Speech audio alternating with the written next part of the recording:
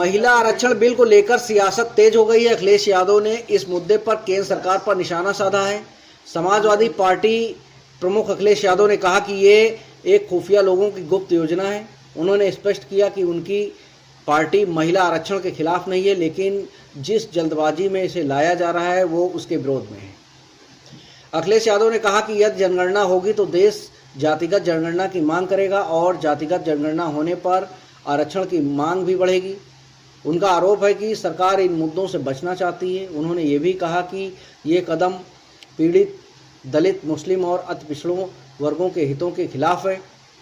सपा प्रमुख ने आगे कहा कि देश में आंकड़ों के आधार पर आरक्षण के साथ साथ संरक्षण की भी आवश्यकता है। उनके अनुसार ये सशक्तिकरण नहीं बल्कि तुष्टीकरण का प्रयास है। उन्होंने सवाल उठाया कि यदि पिछड़ों की आबादी 66% मानी जाए तो 33% आरक्षण देकर क्या महिलाओं के अधिकारों का संतुलन प्रभावित नहीं होगा। अखिलेश यादव ने यह भी कहा कि समाजवादी पार्टी महिला आरक्षण के पक्ष में है, लेकिन बिना नई जनगणना और प्रस्तावित परिसीमन के आधार पर इसे लागू किए जाने का विरोध करती है। Prime time news, Lucknow bureau.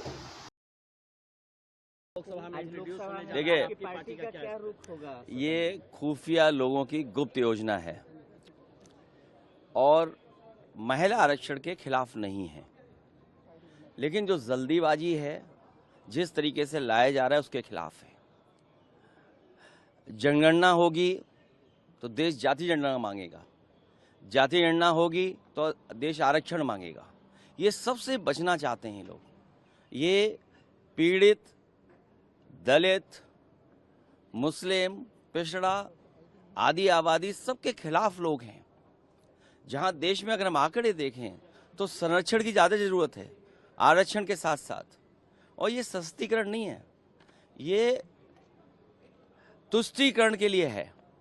और अगर हम पिछड़ों की आबादी माने, महिला आरक्षण के खिलाफ नहीं है, अगर पिछड़ों की आबादी माने 70% से ज़्यादा है, और अगर हम 66% भी मान लें, 66% में आधी आबादी 33%, तो ये 33% को आरक्षण दे रहे हैं कि 33% महिलाओं का हक अधिकार छीन रहे हैं।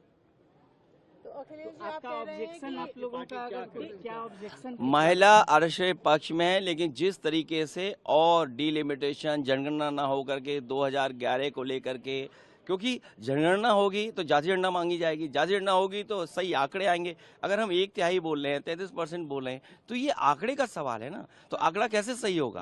अगर जब तक आंकड़ा सही नहीं होगा तो हम आरक्षण कैसे सही बताएंगे? महिला महिला आरक्षण के पक्ष में, बाकी और बिलों